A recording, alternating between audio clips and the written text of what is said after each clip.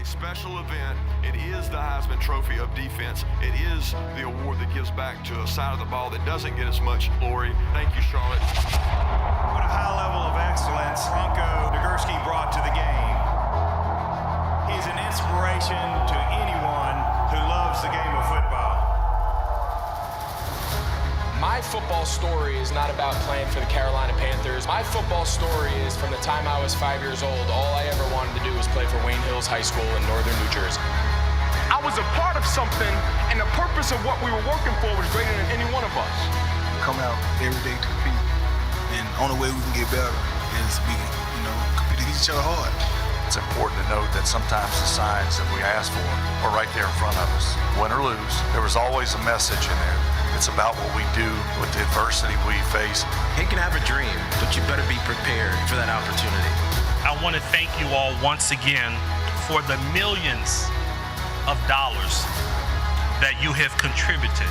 And I know while the focus of the Charlotte Touchdown Club might be football, the money that you provide enables multiple sports to benefit. It's a lot of hard work. It's nothing is given.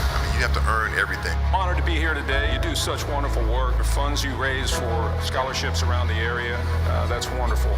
A very heartfelt thank you to members of the Touchdown Club for your support of 16,000 plus students who you all are impacting annually. Studies show that GPAs and graduation rates are higher, absences and dropout rates are lower. What I've learned in my life is you can accomplish anything in this world. If you want to do something bad enough, you'll find a way. But it's important that everybody in this room and beyond understands that it starts with us. You see these kids on the come up, you gotta let them know. Football was a gladiator sport. Only gladiators played football. Tonight, you are going to get a glimpse of excellence of our finalists and what they have brought to this game. Their dedication, passion, and brute strength, along with their ability to make key plays during crucial moments in big games.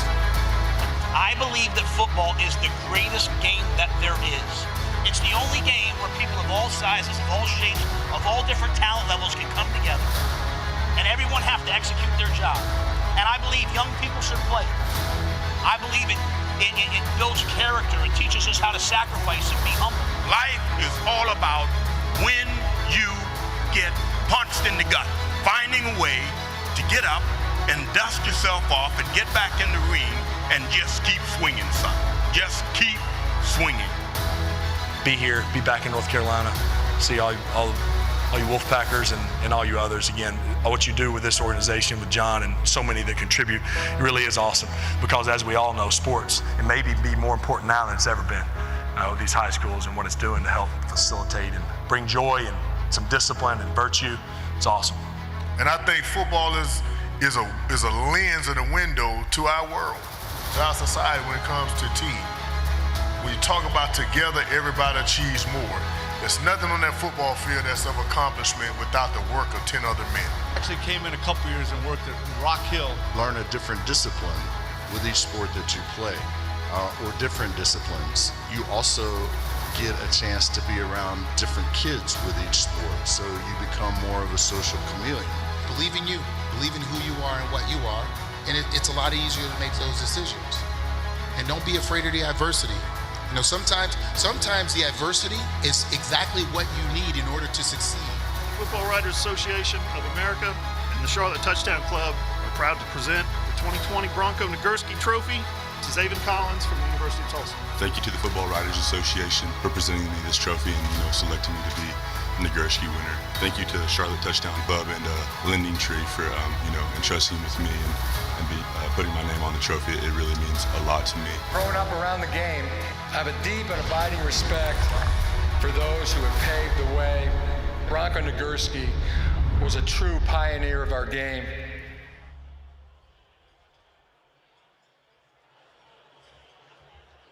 All right, we're going to get going. Charlotte Touchdown Club, how are we doing today? Doing good? End of May. And as you know, once a year, Charlotte Touchdown Club becomes the Atlanta Braves Baseball Club. Do we have any Atlanta Braves baseball fans here today? Hey! Well, we know why you're here. The great Hall of Famer John Smoltz is here. Do we have any Atlanta Falcon fans here? I didn't think so. No, there's none of you. It's weird how we compartmentalize our brains to not do that. But we've had Chipper Jones, of course, in the past. Baseball's Johnny Bench, Mike Schmidt, some great ones through the years. So looking forward to John Smoltz being here today. A couple fun facts I'll add because later we'll do his bio, but a couple things I didn't know is I knew to some degree, but what a great golfer John Smoltz is. Tiger Woods says that Smoltz is the best golfer not on the PGA Tour that he's ever seen. So I might talk about that. And learned he's a great accordion player. So I don't know if that will come into play. You just never know at the Charlotte Touchdown Club if we'll have accordion playing or not. But thanks to Global Contact Services, our big sponsor for the event today, Pinnacle Financial Partners, and our good friends Willie P. doing the show out there, just wrapping up with Radio 1 Charlotte, News Talk 1110 WBT and WFNZ. And let's bring him to the stage. My pleasure to introduce the president of the Charlotte Touchdown Club, John Schlechte. Let's hear it for Josh.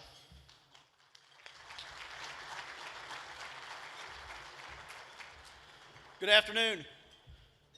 Welcome to today's Speaker Series Luncheon featuring Hall of Famer John Smoltz.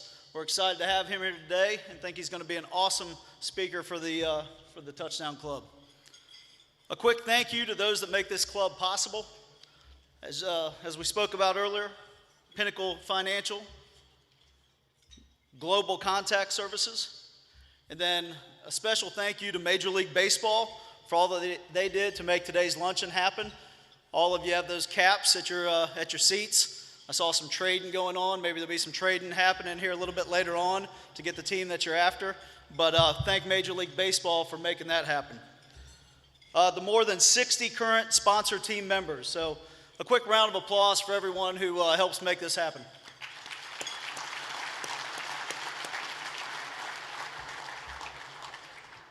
We have an outstanding lineup of guest speakers this year. Please visit our Twitter page for times and speakers.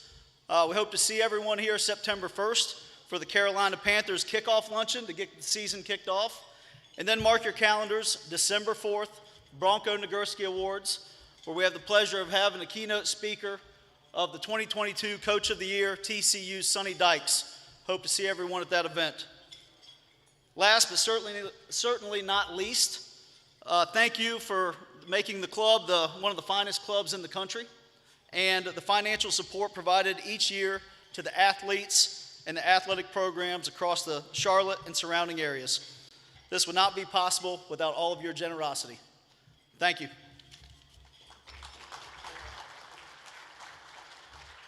Thank you, Josh. We'll bring up Father John Hannock, and as well, Father John's making his way up here. Just a show of hands, who ended up with the Kansas City Royals hats?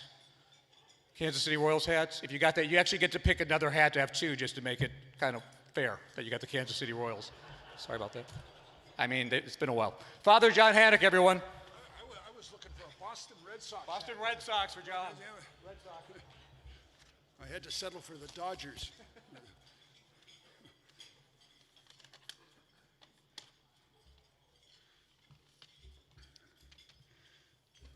Before we pray, I'd like to say what a privilege it is for all of us to be here today, to once again give thanks to God who loves us so abundantly. Let us pray.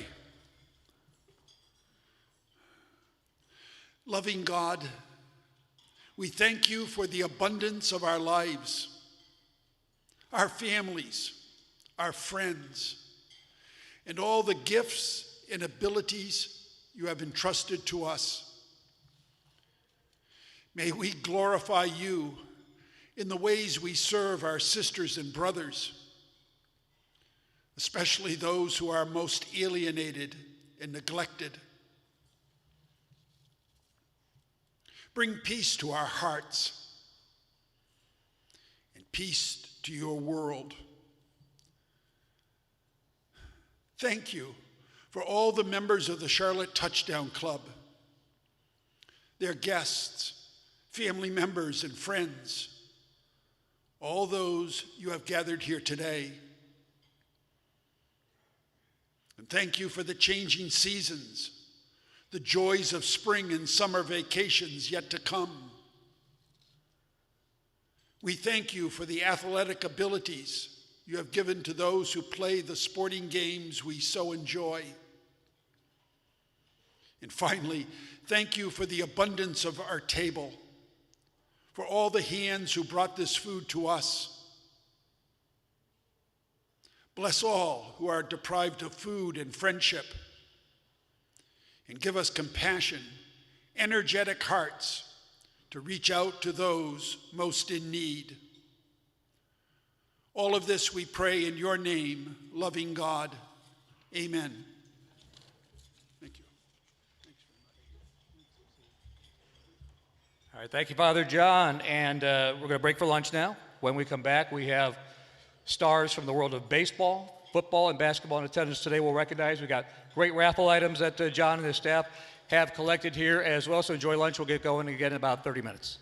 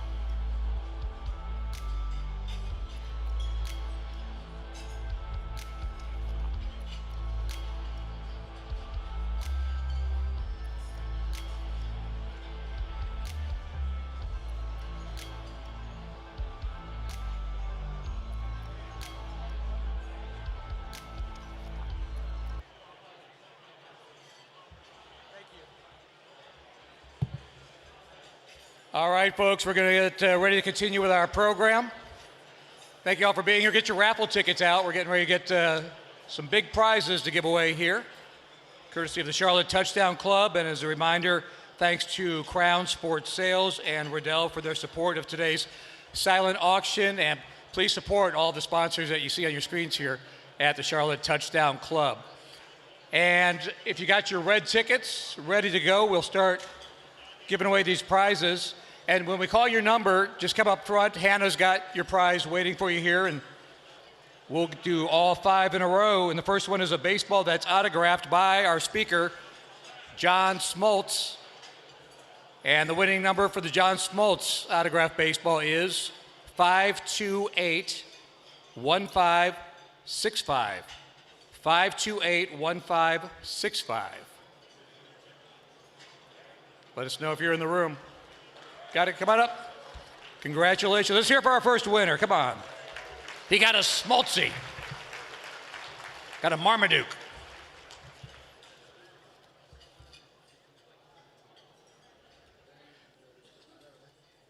I was going to have Hannah throw them, but her accuracy can fail. She got good velocity, though.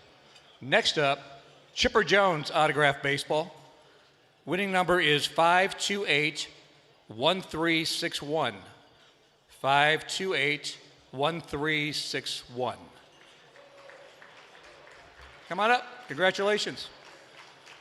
We're hitting to all fields here, left, right. I feel center field coming up next. Well, he was bound to win. He's got like a handful of tickets. Next up from Mike Schmidt. All these Baseball Hall of Famers. Baseball autographed by the great Mike Schmidt. We'll go to 528-1452.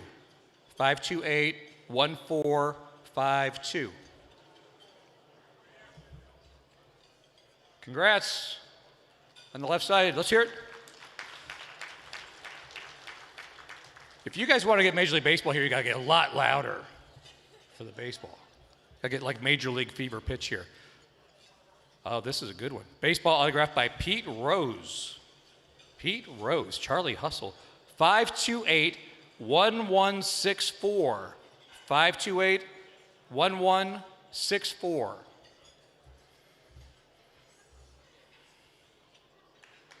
All right, congratulations. All right, we're kind of bouncing around the room. Got one more to give away. Being a football club, we've got a football prize. 2022 Bronco Nagurski commemorative football. And yes, I'm mixing them up, whatever that does. I don't know if it helps, but we'll try. 528-1148. 528-1148.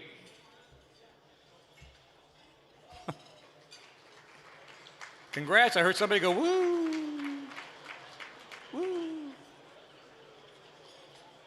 Let's hear for our officer winner. Congratulations. That worked out really well.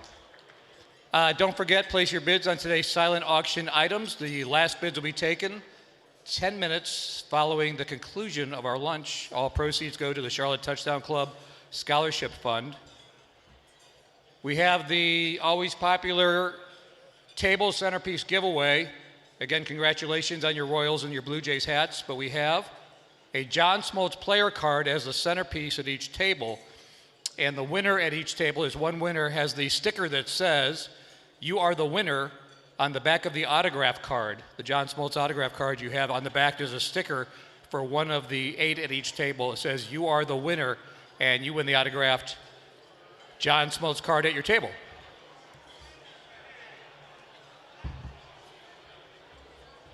I just hear echoes of "You are the winner" all through there. You're all winners, you know that. Just in different ways.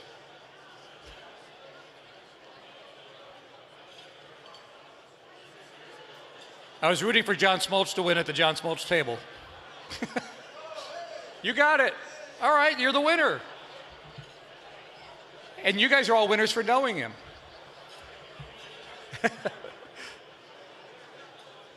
That's awesome. All right, folks, we have some very special guests in attendance. Let's get it back together. And in attendance, we have actually our October speaker is here. Bryant Young from the San Francisco 49ers, NFL Hall of Famer, is here. Baseball guest today, former John Smoltz teammate, World Series champion Marquise Grissom is here, along with Morris Madden, Tony Womack, Devon Lowry, and Stu Cole. We've got high school, middle school coaches, athletic directors, and administrators here that include Chambers High School, Rocky River High School, Harding University, West Charlotte, and Brookstone Schools. And last but not least at all, especially coming off Memorial Day weekend, let's stand and give a warm welcome to all of our current and former USA military heroes in attendance today.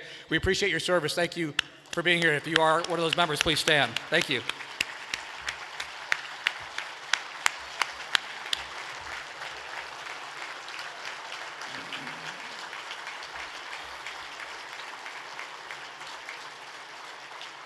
Thank you all. All right, as always, we've got a special highlight video of our guest speaker, John Smoltz. I don't know what it says, so I don't want to be redundant and repeat it all. I already gave you the golf tip, so you got the Tiger Woods story. You can roll with that. We know he's a Baseball Hall of Famer, 22 years in the major leagues.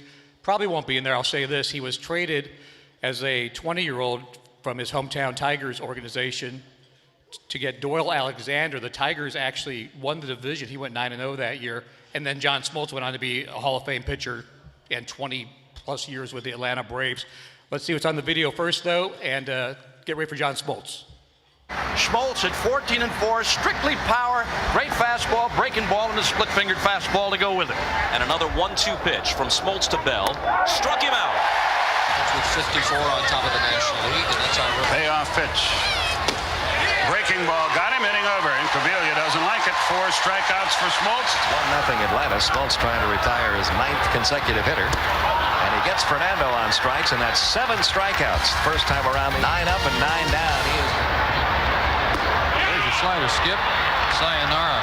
Shipley struck out the side for the second time. Chased a terrible ball there.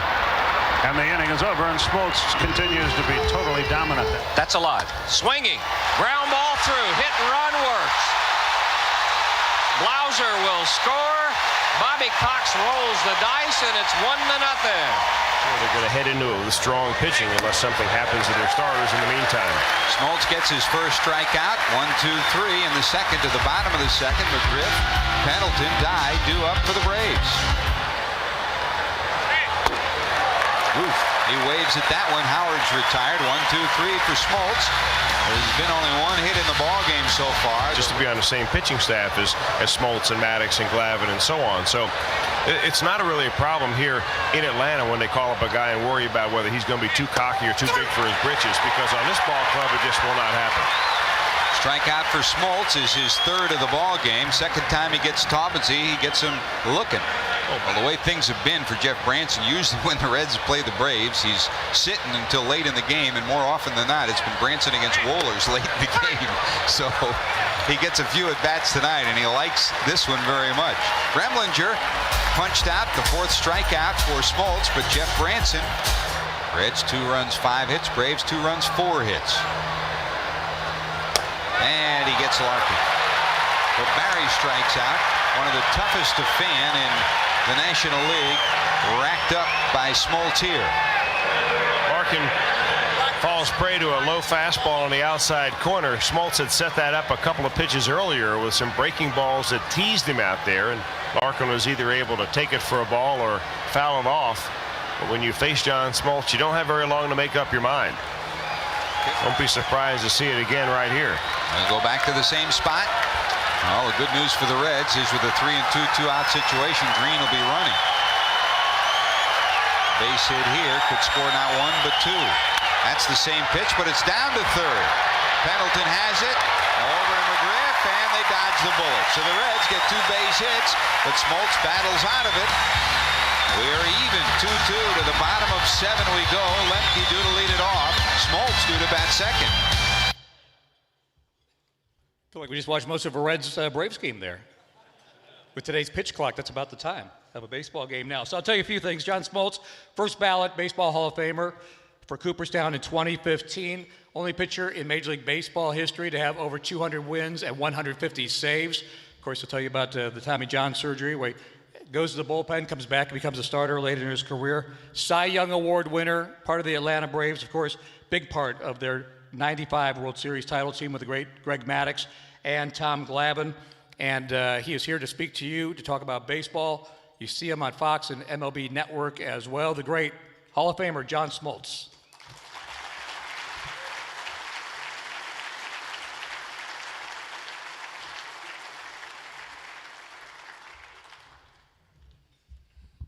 All right. First of all, it is good to be here in Charlotte. I want to thank all the sponsors, the Touchdown Club. You guys do an incredible job in this area. I've heard a lot about you. Of course, Chipper talked last year here, but to the sponsors, to the coaches, and to the athletes, I hope to share a message that I think is applicable to everybody in this room, but I can't thank you enough for the time and effort and financial support you've given this great group. I know I'm a baseball player, but I was a pretty darn good football player, so I feel like I could speak to this a little bit. I would have led the NFL in touchdowns, I guarantee you that. But I would have also led in interceptions because I never threw the ball away. My dad made a great choice in not allowing me to play quarterback in high school to kind of preserve my baseball career, and I could throw a football just like I could throw a baseball. I guess genetically my arm and shoulder worked in a certain way, but I loved playing football. But he made the right choice. I'd have been broken too about 5 different times because I was tall, slender, and didn't really put on weight till I got to baseball. But I did love and still love, to show you how much I love football, I'm a diehard Lions fan. That's all you need to know. They're not very good, although they're coming. I have one bucket list, and that's to go to the Super Bowl that they play in, which they've never been. So I don't know if I live long enough for that. But I do want to give you some nuggets of wisdom, share a little bit about my journey. Listen, I had a blast playing for the Atlanta Braves for 21 years. What a crazy route to get to the Atlanta Braves. I'll share a little bit about that. And then to play, for Bobby Cox, the greatest manager, I just think in the history of the game, was a pleasure. It helped shape who I am. And I find that when you reach the pinnacle of whatever you're doing, and fortunately, I was lucky enough to play long enough to make the Hall of Fame, you realize the hands and the impacts of time and people that are in your life and help shape and mold you. And there's good experiences and bad experiences, but for the most part, I feel like I was blessed along the way with the good Lord to give me some natural talent that when you hear my story, you'll never believe it on how it ended up being the way it was. A great family that supported me and loved me, and a faith that defines me. I'll share all of that, but without that faith and who God is and becoming a Christian, a lot of it would have been a tougher road to navigate. But I'll get into all of that. So I'll take you real quick back to Lansing, Michigan. That's where I grew up. But I was not in a sports family. Not at all. I know you heard mention about an accordion. Well, let me just kind of clear that up a little bit. My mom and dad were accordion teachers and players and kind of really good. And so at 4 years old, they did what most parents do and pass on what they know to I was the oldest at the time, a brother and sister 1 year apart. I started playing the accordion when I was 4. So they also did something that I think was a life teaching moment for me as a parent. They let somebody else teach me the accordion rather than themselves. So they passed that on to somebody else, and then from 4 to 7, I played the accordion. Now, most of you that are young enough, you don't know what an accordion is. It's not pretty hip. It's not cool anymore. But back then, there was a lot of TV stations of shows that had accordion players, and that's what we watched and listened. My dad played in a band for 60 years as an accordion player. So I was going to be the heir apparent, all right? I was going to be the one that follows up in the family line of accordion players. My mom's full-blooded Italian, so there's all kinds of accordion players in her family and well-known ones. But at 7 years old, something changed for me. Now, I will say this about the accordion lesson and what I learned. It was, you had to practice. It instilled a discipline in me and a work ethic that I think kind of worked well for the next job or the next phase of my life. But at the age of 7, I told my parents, I know what I'm going to be is when I grow up. And they were like, wow, that's pretty cool. I was telling my mom at a gas station, and I remember it like it was yesterday. And I said, I know what I'm going to be when I grow up. She says, great, we want you to pursue your dreams. We think that's awesome. What is it? And I said, well, I'm going to be a Major League Baseball player. And she didn't bat an eye, but she didn't know anything about baseball. My parents really had no sports background whatsoever. And she said, that's pretty cool, and we want you to pursue that, but probably should have a backup plan too. And at 7, I was probably well ahead of most 7-year-olds. I knew what my backup plan was going to be too. She said, what is that? I said, I'm going to be a gas station attendant if I don't make it in Major League Baseball. But you got to understand, back then, it was full service. They would check the oil, check the engine, wipe, do the wipers and the windows and everything. It was awesome. And so she goes, that's pretty cool too. Let's keep that one under your hat. Pursue the first dream. Well, my parents gave me an opportunity to do that, to pursue playing baseball. That was the first stage of kind of my dream of being a Major League Baseball player. What you got to understand, we grew up in Lansing, Michigan, fans of Detroit Tigers, and so everything I did was watching TV, and then I would go out and emulate it. Nobody taught me how to pitch. Nobody taught me how to play. I was self-taught, and it was all in the ambition and I call it the dreams that I want to share and kind of talk to the athletes that are in the room and young people that I believe is the greatest thing that you can do is still dream. See, we live in a world where we're telling kids that dreams are foolish because technology and direct connectivity to social media has always told people what they can and can't do. And very few people that I know, young people, know what it's like to dream to be something. You got to have that dream of somewhere and somehow that passion that you have to pursue, it starts somewhere. And for me, it started at 7 years old to be a Major League Baseball player. So I passionately pursued that dream with every knowledge that I watched and everything that I would take back afterwards. So this is what I did. I'd watch a game on TV. I'd go outside my house. I had a rubber ball, brick wall. I put a strike zone on the brick wall with tape, and I performed every single day of pitching, and that was my stadium. What I tell people all the time is my imagination was so great that no one was going to come in the way of distorting or changing or getting in the way of my dream. If you weren't for me, you were against me, and I had nothing to do with you. So it started young, and it kept going all the way through high school. Well, what you need to know, and then I would perform outside that brick wall, is in my imagination, okay, I was the star player, the manager, the owner, the grounds crew. I was the play-by-play announcer. I was everything because it was just me and a brick wall and a strike zone and a screen door. That screen door became very valuable in my life because I was wild early, and when I hit that screen door 2 or 3 times, the crowd would yell, would be my mom, if you don't learn how to hit that brick wall, find another place to play. And so I quickly learned that screen door was off limits with that rubber ball. What I did every single day was I put myself in the biggest moments, in the biggest places, and I was already playing in Game 7s as an 8, 9, 10-year-old. I was already thinking about what it was going to be like one day when I reached my goal of being a Major League Baseball player, that this is what it would be like. And so I tell people, and I wrote it in the book just to make it seem realistic, is in those 107th games that I pitched as a kid, I went 99-1. I mean, you got to throw in a loss. No one's going to believe 100-0.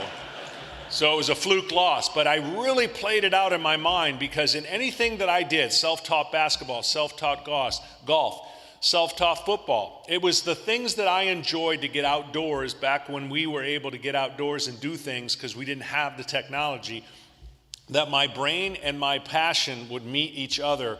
And the things that I learned through my family and the discipline and the order of which I had to keep my life, it was God first, family second, school third, and fourth was sports. If I kept those in order, I could do the sports thing. They gave me that opportunity to play it. Now, I know, without a doubt, they thought it would just be a passing thing and that I wouldn't be good enough or, I'd go back to music. Well, fortunately, for whatever reason, the good Lord gave me a good right arm, and I became a pitcher at a young age.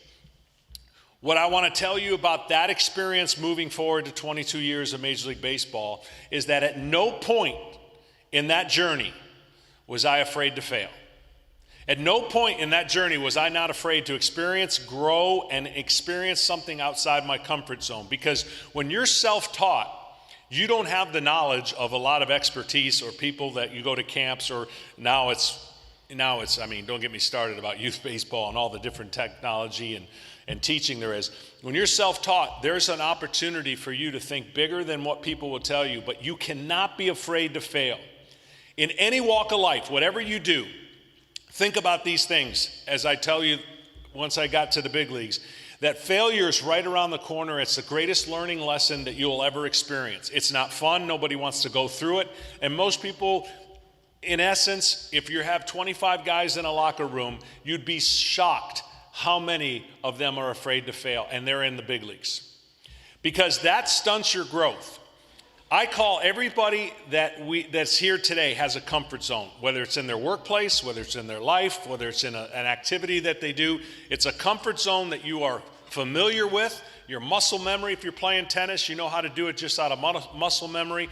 If you're in a work environment, in your sales department, it doesn't matter what it is. You have a comfort zone.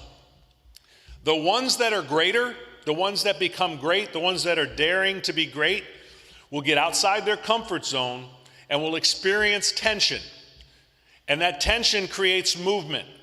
And that movement is either away from the comfort zone or towards the issue that's making you uncomfortable. In other words, you either revert back to being comfortable, which is fine, that'll keep you average, or you move and gravitate to that which makes you uncomfortable, and you learn how to become better after being uncomfortable. You see it all the time in sports. It doesn't matter what arena you're in.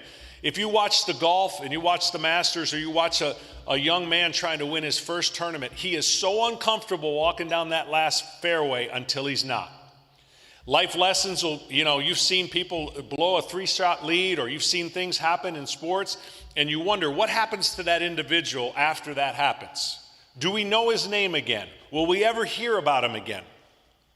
And those are the moments in the athletes that are in this room, you will experience, and every person will experience something in your life that will cause you to become comfortable or uncomfortable. And so as I navigated through my dream of playing Major League Baseball, there were a lot of moments of failure.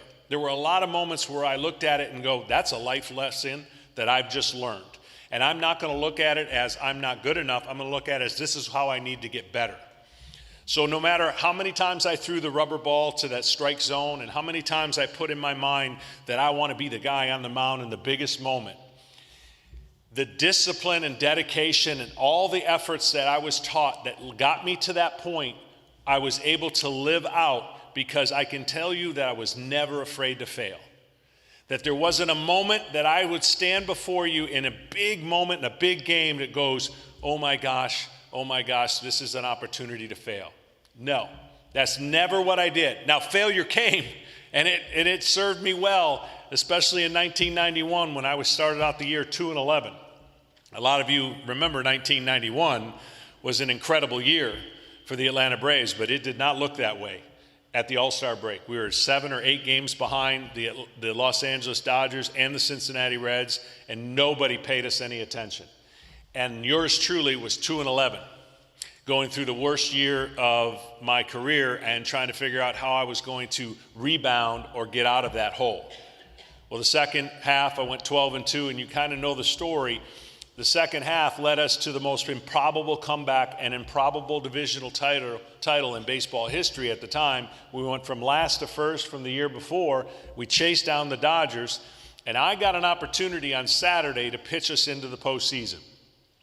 That night before sleep was an interesting night before sleep. Now remember, I'm 2-11 in the first half. In the second half, I'm now 12-2, and I'm about to pitch the Atlanta Braves and the team into the playoffs for the first time in a long time. So I wake up, couldn't wait for the moment. I'm pitching against the Houston Astros. It wasn't my greatest game, but it was a grind, and was able to pitch 9 innings. I think David Justice got the last out. Then the last thing I know, I got Greg Olson, one of my greatest friends in life, jumping in my arms, and that's the picture you see that sent us into the postseason. Before that game started, I thought about all those days that I had spent outside the brick wall in Lansing, Michigan, throwing that ball and kind of living that moment and ready for that moment. Then Pittsburgh, Game 7 on the road. We need to win this game to go to the World Series. It's my turn because Steve Avery pitched the greatest game ever in a 1-0 game in Game 6. Share you a funny story is in every big game that I was able to pitch, I could take a nap the day of the game. People would flip out when they see me taking a nap. They're like, how can he take a nap? That relaxed me. The big games, the big moments, everything about me slowed down, the heartbeat, everything was about the moment because I wasn't afraid of the moment. I didn't mind being outside my comfort zone, and I loved being in this position. Everybody in sports is trying to figure out who's got clutch genes or this. People have never been able to figure that out. We have a lot of analytics that can figure out a lot of other things, but they've never been able to figure out who has a slow heartbeat and who doesn't until it happens, and then you learn. So I get in this cab to go to the Game 7, about a 5-minute cab ride. Public Relations Department head was in our back seat, and the assistant was in the back seat. And I sit in the front seat, and I'm sitting in the front seat of the most diehard Pittsburgh Pirate fan you've ever seen in your life. This cabbie was so excited about this game that he didn't know who I was in the front seat. So the PR says, hey, where are you all from? I mean, the cabbie said, where are you guys from? And my PR guy said, we're from Atlanta. He goes, oh, what a great run. What a great season. Oh, it ends tonight. It ends tonight, and that Smoltz kid has no chance against the Pirates. And I didn't say anything, and of course they're going to egg him on and go, really, he's got no chance. Tell us more about it. He goes, well, Jeff King, Barry Bonds, Bobby Bonilla, they're all going to get him. But what a great run. I hope you guys enjoy the game. So I pay the cab fare. I give it to him. And now we go to the game. And again, I take a nap before the game, packed house in Pittsburgh. And it's everything that I, again, thought it would be. The game ends up being, I go 9 innings again. We win 4-0, and we're going to the World Series, and Greg Olson jumps in my arms again. And the teams, I'm trying just not to fall in the middle of the scrum when everybody's going crazy because we now are going to the World Series. We're down 3-2 and won 2 games in Pittsburgh. Well, the next day, the USA Today had this huge article, and I'm sure my public relation had something to do with it, and he talked about this cab driver. Can you imagine if you're the cab driver? You open up the paper and you were the guy driving Johnson. You could have drove me to Kentucky, and I never got to the game. So now it's the World Series. Now it's the moment we've all been waiting for. It's the dream come true. It's the game that everybody thought, the World Series thought was going to be a dud because you got the 2 last place teams facing each other the year before in the Minnesota Twins and the Atlanta Braves. Well, they were wrong. It was one of the most epic World Series ever played. And it's Game 7 again, and I'm scheduled to pitch. And I remember it again like it was yesterday where I was ready for the game. I had my natural meal of pancakes. I ate pancakes every game I pitched, just kind of 12 o'clock pancakes, kind of the routine. And I get to the park, and, guys are nervous. Guys aren't talking. It's Game 7. And Ted Turner, I think, gave a speech, but I was taking a nap in the training room table. And again, people they treat you like you got a no-hitter going. No one wants to talk to the starting pitcher on the day of the game. Well, for every starting pitcher, and for those of you who know, when you walk out from the bullpen, from the dugout to the bullpen, it's that time you have to think by yourself before you go out to battle.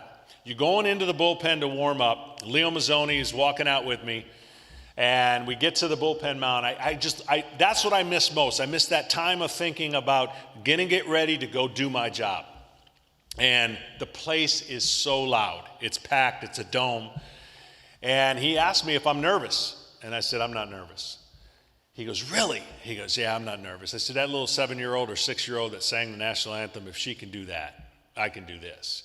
But it took me right back to Lansing, Michigan, and on the curb of throwing the ball against a brick wall. I had already done it in my mind. I was already prepared. I was not afraid to fail, and I was not life or death, and I was going to go compete in the arena of Game 7. It's a dream come true. And I can remember being out there and the noise. People tell me all the time, like, how did you pitch in front of all that noise or on all those fans? When you're a visitor and you're pitching in a big game, if it's a dull roar, you're doing your job. If it's chaotic and loud, that means they're doing their job and you're not. And so it remained a dull roar all the way into the 8th inning, 0-0, epic Game 7. Of course, you know how it finishes. We don't win. But everything about my career and everything that was taking its twists and turns was all about the lessons I've learned through the failures, through the tough times, and being prepared to handle that is kind of a DNA, a part of what you choose to do or not. You become comfortable, you stay comfortable, or you get uncomfortable. And I was willing and able to be uncomfortable in my sports career and learned a lot. The rest of my career I never dreamt would be the way it was. It would take me to the Hall of Fame, but it was never because of why I played the game. I played the game in my early years before being a Christian, to just make my parents proud, people pleaser, do everything I can. I wanted to be the best version of myself that I could be. But then once I became a Christian in 1995, and I understood the perspective of a relationship with Christ, it took all the weight off my shoulders to be an absolute warrior for God, to be the best version that I could be, to honor him with the talents that he gave me. And it took those burdens off, and that roller coaster type career that I was having gone. Ironically, or instantly, I became freed up, and in 1996 won the Cy Young. I was predicted, and many people lost their credibility over me, I can tell you, because a lot of experts said I should win a Cy Young every year, and I wasn't winning a Cy Young, and wasn't even coming close. But in 1996, it all came together, and the dream year happened, 24-8, and unfortunately, we lost to the Yankees that year, so it wasn't a total dream year. But I challenge everybody in the room to understand, you know, we're all trying to find our purpose, and we're all trying to find how do we live out our purpose in the best way we can. Well, there's the world's way, and then there's God's way. And I finally got to a point where I understood honoring God and living under the truths that he has established were better than trying to honor the world and live in the way the world would either prop you up or tear you down, because that's exactly what they do. There's no in between. There's no, you're either on the mountaintop in the world or you're in the bottom, the way the people tried to make you feel. And in God's economy, that's not the case. You're always up here. And so it didn't change me as a fierce competitor. It just gave me a basis for which rules to play by that were different than the rules of the world. Fast track into, I've navigated now in 96, I've gone to 2001, I get Tommy John surgery. My arm gets taken from me. I'm out for a year and a half. I'm going to make this comeback, but at 34, it's not a lot of history of 34-year-olds at that time. Sad to say, today we live in a world where there's 8-year-olds and 12-year-olds and 15-year-olds getting Tommy John surgery. So that was another challenge in my life that I had to refigure how to get back into the game and work my way back. Well, I did, and then a major change in my life. People talk about, what was it like being a closer? Well, being a closer is one of the most chaotic, fly-by-the-seat-of-your-pants jobs that there is in baseball. If I could explain it like this, as a starting pitcher, everything is structured, organized, and defined. You know, if you're driving to work, you take the same route every single time. That's starting. You know there's no surprises. Pitching once every 5 days, it's the greatest job in the world if you can do it well. Trust me. Chipper Jones argues all the time because he's jealous. He had to play every day. That's his choice. I said, we got to pitch once every 5 days, and you know, life's good when you can do it well. But now I had to make a total change in my personality and my structure and everything about it, because if I had to describe what being a closer is, it's like getting in NASCAR and driving 250 miles an hour to your workplace. There's a different route every single day. You don't know the structure. You don't know if you're going to pitch. From A to Z, it was totally different for me. And I had to learn how to do the job on the fly in the fastest way, and I failed a lot early to learn late to be successful. So embracing change was another part of my life that I know a lot of people don't want to embrace change. How do you deal with that? Well, part of that formula was the same thing that I've told you here. Don't be afraid to fail. Don't be afraid to get outside your comfort zone and embrace that change and do the very best you can to learn as fast as you can, in my case, as being a closer. In that transformation, in that ability to do that, which really wasn't my first desire. It was not. To set the record straight for everybody here, everyone thinks that, this was my choice. It was not my choice. I wanted to win a championship, and it just happened to be the only way that I was going to stay in Atlanta at that time was to be the closer, because when 9/11 happened, baseball was shut down for a week. That year, the last month, I became the closer filling in, and then the following year became the permanent closer and for the next 3 years for the Braves. And so people used to say to me, like, what would you rather do? And there's no doubt I 100% would rather be a starter than a closer. But the adrenaline rush as a closer is off the charts. It's probably the closest thing to playing football. The adrenaline in football is not, I gotta believe, is one of the highest of any sport there is. But I walked onto that field with the same mentality that I walked on as a starter. And I looked at that opportunity, which as a closer, you have only an opportunity to fail every single time. Think about that. You're walking into the game with a lead more times than not. That's why you're being in. And all your job is to not blow the lead, right? That's your only job. Just don't blow the lead. So it's a high-stress role, and it's not for everybody. To give you an example of that, in the first year that I did it full-time, I was fortunate to get 55 saves out of 59 opportunities, which 55 was a record. How many times do you think I got interviewed that year? 4 times. They didn't come to me one time I was successful. They came to me the 4 times I was not successful. So with that role comes, they say you got to be crazy to be a reliever, and I kind of get it now. You have to have no memory. You have to not feel like the next day, the next day, you don't even worry about what happened the day before, and you do that over and over again. As a closer, the craziest thing happens to me as an athlete when we go to spring training. This is when the birth of having a song when you came up to the plate or on the mound was unveiled. I am in spring training. They say, hey, we're doing this new thing. What's your walk-up song, or what's your song when you come to the mound? And I said, are you serious? That's the dumbest thing I've ever heard in my life. Oh, no. Everyone's got their go-to song. When you come to the plate, as a closer, I'm not going to the plate anymore. So for me, it was going out to the mound. They said, everyone's got a go-to song. Everyone's got theirs. We need yours. I said, I played the accordion when I was 4 years old. And I'm sure you don't have any Lawrence Welk. They looked at me like I was crazy. I said, I don't want a song. That's the dumbest thing I've ever heard of. I don't care. I'm not thinking about a song when I come in the game. I said, play whatever you want to play. I will not be focusing on that. And you go, all right. So April comes and goes. I couldn't tell you one song, because when I came through those bullpen doors, I had one goal, and that was get 3 outs before they tie the game. That's it. And so I didn't pay attention to it until one day in May, somewhere around the middle of May, I come barging out the bullpen doors to Dancing Queen. Yeah. The guy on deck was covered, he was laughing like, wow, big tough guy coming into Dancing Queen. And I realized that, I started laughing, and that's the last thing I wanted to do. And that's when they came down and they apologized. They said, we made a mistake. I said, yeah, obviously. And I said, I now have to get a song, because I can't have this happen to me whatsoever. And that's how Thunderstruck happened. And that's where it became the song that every time I came in, I got to be honest, as stupid as I thought it was, I really got into it after a while.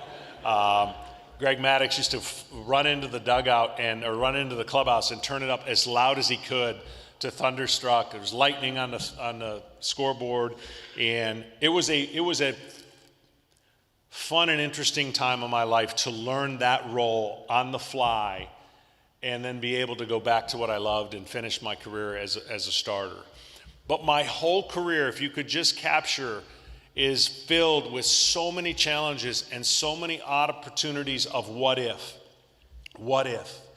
And I really thank, obviously, the good Lord and my parents for establishing in me the basis for which that I'm trying to pass on to each and every one of you is that don't be afraid of failures or of challenges. Those are opportunities to become more successful. Life's going to throw all kinds of roadblocks your way. It really is. And it's going to be up to you to decide if you want to stay behind that roadblock or use it as a learning lessons to just make the necessary changes.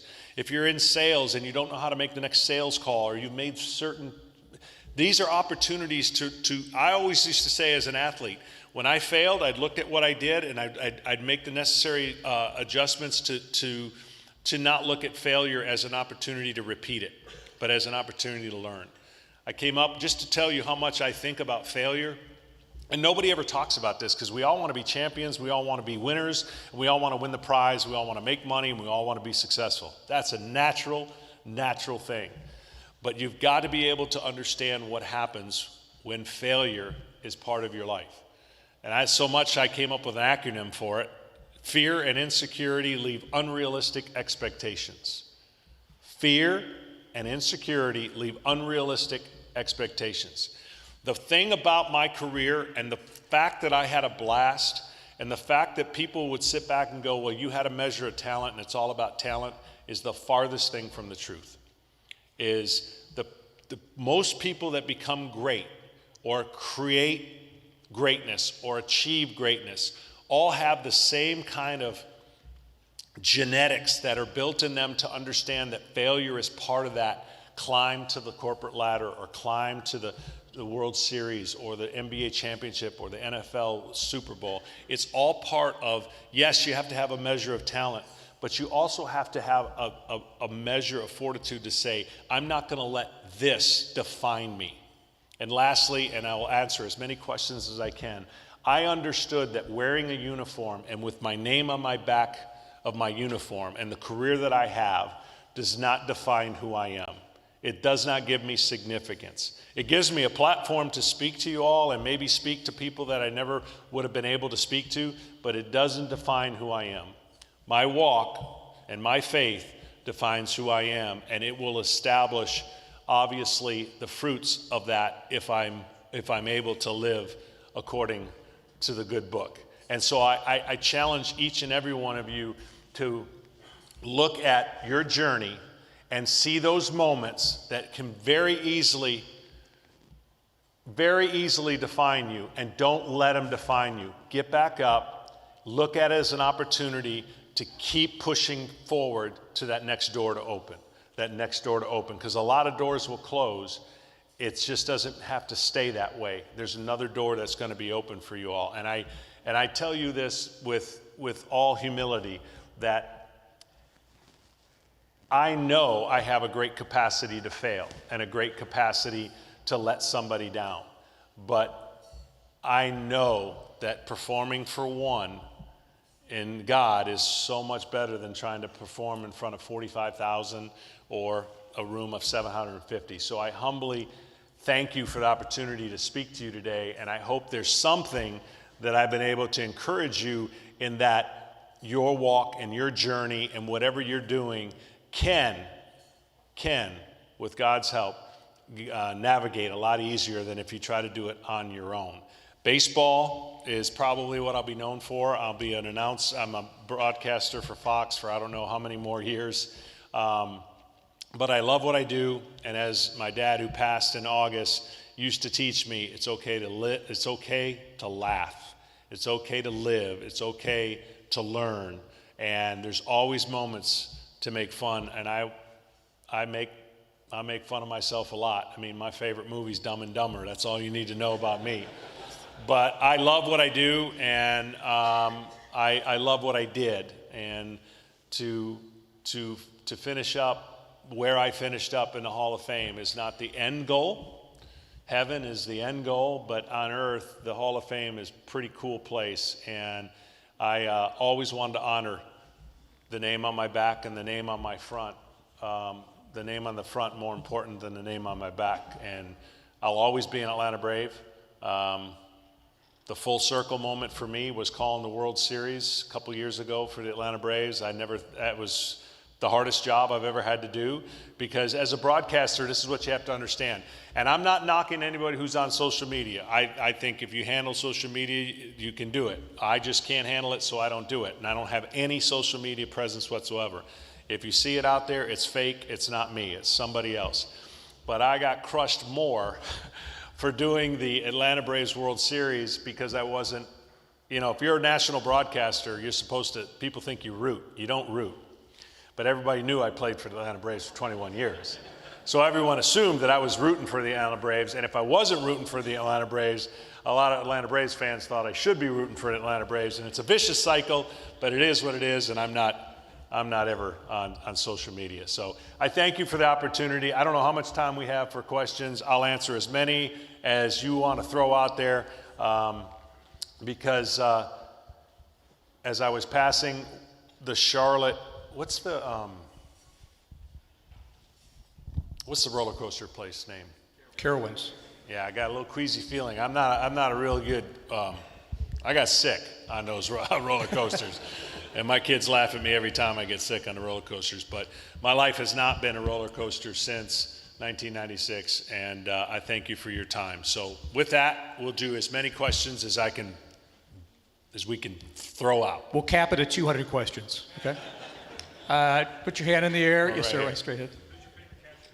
My favorite catcher, I threw to about 34 catchers in 21 years. Brian McCann and I hit it off right away. We won 7 in a row, and of course, all of you know about Brian McCann and his career. He was fun to throw to. My favorite catcher is Greg Olson. We've been through everything together. He and I are going to Scotland in June. We're going to go play golf for the first time up there. He's my caddy at Tahoe that I'll be playing at in July. So we just hit it off. Our families hit it off, and he's a grinder, man. He didn't get a chance to play a whole lot in the big leagues. He spent 9. Position player in college, and we would rag the pitchers as Yeah. well. Kevin Brown had a favorite quote of mine. They asked him, what did you do on your off days when you were pitching? He said, I play 18 holes. He Yeah. said, what do you do on the days you pitch? He said, well, I play 9 holes. Well, I can say we never played golf the day we pitched as a starter. But we were allowed to play, obviously, in between. And Maddox, Glavin, myself, Avery, it didn't matter who it was. We were going to play golf on the road, and it kept us fresh. It kept us, we took a lot of grief from the position players. And this is what I would tell Chipper. And I'm just being straight up with him. I said, Chipper, you hit and I hit. You field, I field. You throw, I throw. The only thing you don't do is pitch, so I don't want to hear it. But in reality, we had all this time, and so what do you do with that time to where you don't go crazy? And Bobby understood that we were not going to misuse any of our opportunities when we were ready to pitch. And as a closer, I know it made my general manager really nervous, but I played a lot more golf as a closer than I did as a pitcher. You don't know when you're going to pitch. And this was my answer to him. First of all, I wasn't a hack. It wasn't like I was shooting 100 and walking all over the place. Golf was played really quickly, and if I couldn't get 3 outs at 10 o'clock at night when I played and done at 12 p.m. or noon, then I didn't deserve to do the role. And after 55 saves, they never said another word to me about playing golf. I think there was one back here, yeah. Just go over. How many hole-in-ones have I had? I've been fortunate to have 11. It's a lot of golf, yeah. That was a one round, right? You know what? I thought I went about 10 years without getting one. My last one, before I got my last one, was on a par 4. And it was in Shadow Creek, hole number 11, 334 yards. And I figured once you get one on a par 4, that's it, sealed off. Well, I was fortunate to get one at Michael Jordan's new course in Jupiter, and that was number 11. So my goal is to shoot my age starting at 66. I hope I can do that. Left hip replaced 2.5 months ago, and I got my right hip going to be replaced here soon. So I got a lot of work to do once that happens. Back in the corner. Good. The pancake ritual as a closer. Yeah, that was, I'm telling you, it was a total life-changing thing. My eating habits changed, everything changed. I didn't know what to do, when to eat, when to work out. The pancakes did not happen come closing. And I literally, I had to ask everybody that ever played and did the role what to do, because I had no idea how to get ready to close out a game. I knew how to start a game, but I didn't know how to. So I built, it's no longer there because of course they moved stadiums, but I built the Taj Mahal in the bullpen. So when I became closer, I said, I cannot deal with the environment that's down there. There's no shade. I'm not sitting down there for 8 innings. It's not being a prima donna. I just can't do it. I'm just not going to function well. So I built a room that had 6 reclining chairs, 3 TVs, computers, refrigerator, and man, that was expensive to only do that for two more years after that. But our environment was so unique that we stayed quiet, calm, we had air conditioning, and it worked out great. So I changed the whole area. Somebody over here? Yes, sir. The hitters, there was several that had my number, but Tony Gwynn was the best hitter in the history of the game as far as I'm concerned. He hit .444 off me. And matter of fact, the greatest trivia question or the greatest stat I've ever talked about is Glavine, Maddox, Smoltz, and Pedro Martinez. We struck out over 12,000 guys together, all right, collectively. And we faced Tony Gwynn maybe 330 times. And we struck him out 3 times. That's the difference in eras. That's the difference in Tony Gwynn. I got him once. Glavine got him twice. Pedro and Maddox did not get him at all. On the other side, Barry Bonds hit 9 home runs off me. It's the most ever. Maddox gave up 9 too. So we share that. We share that together. Way back in the corner. Go ahead. Oh my gosh. What's some advice to give Little League baseball players? It's not a year-round sport. You don't have to play that much. You don't have to practice that much at the young age. You just don't. You don't.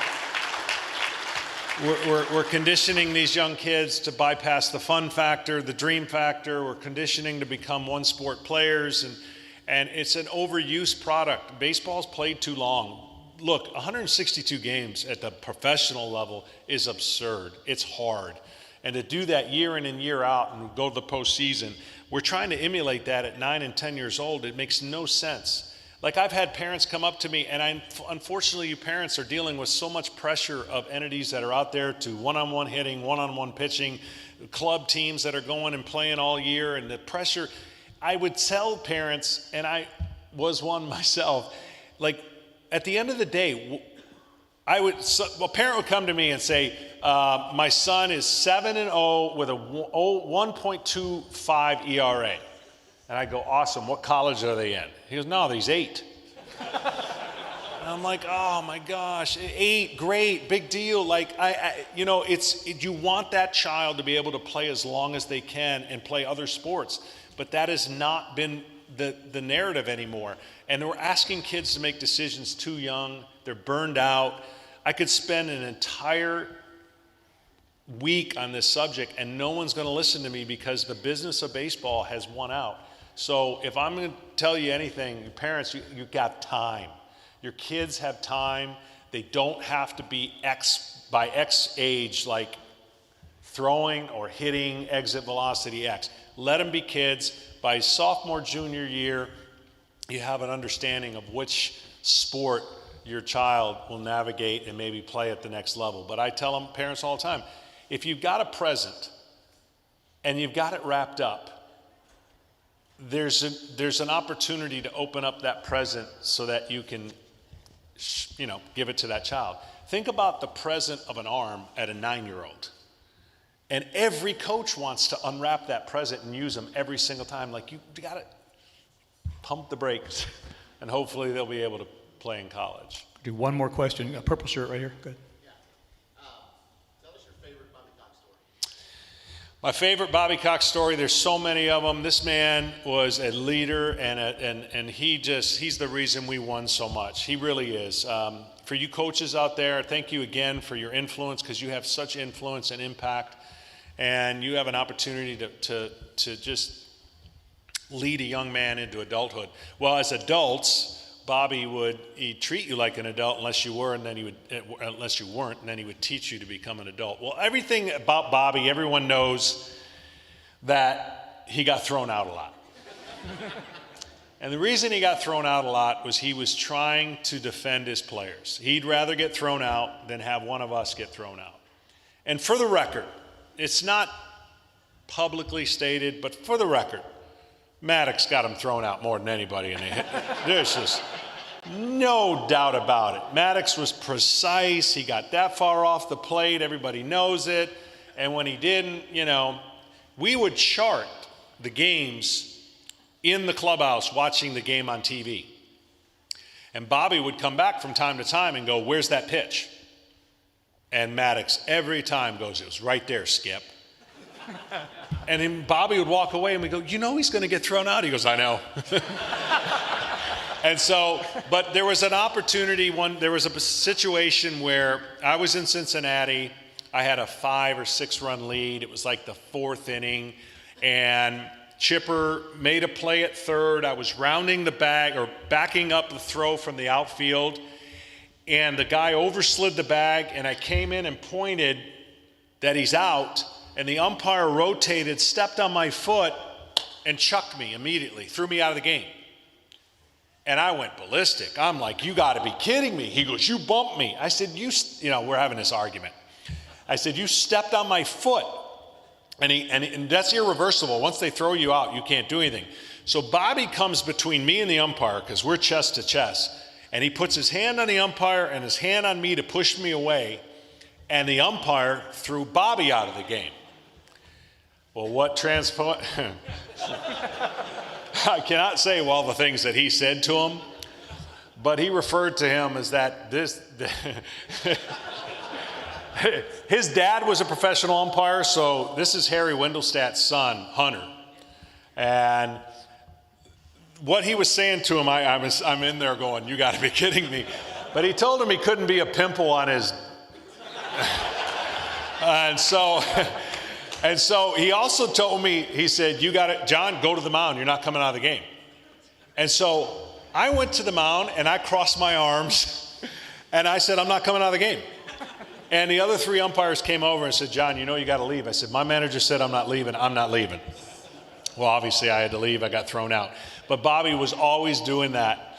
And Bobby was the kind of guy that he could do a practical joke with you. He could do one on you.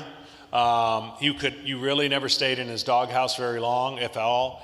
And he'd say little things that made impactful things in your life. And he would always instill confidence in you.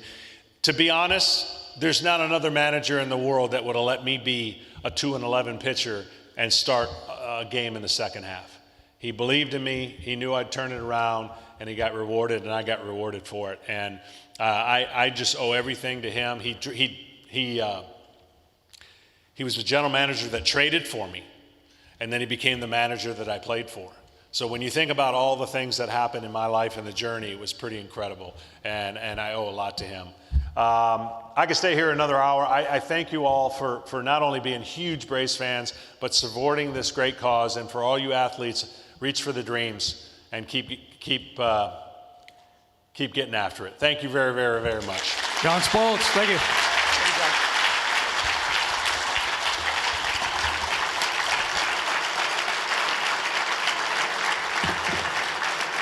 Thanks to John. Thank you all for being here as well. And thanks to our sponsors, Global Contract Services, Radio 1 Charlotte. I want to mention Matt Doherty among our celebrities here today from WBT and WFNZ. And thank you all for being here. The next one, June 23rd, with Wake Forest football coach Dave Clawson. Have a great day.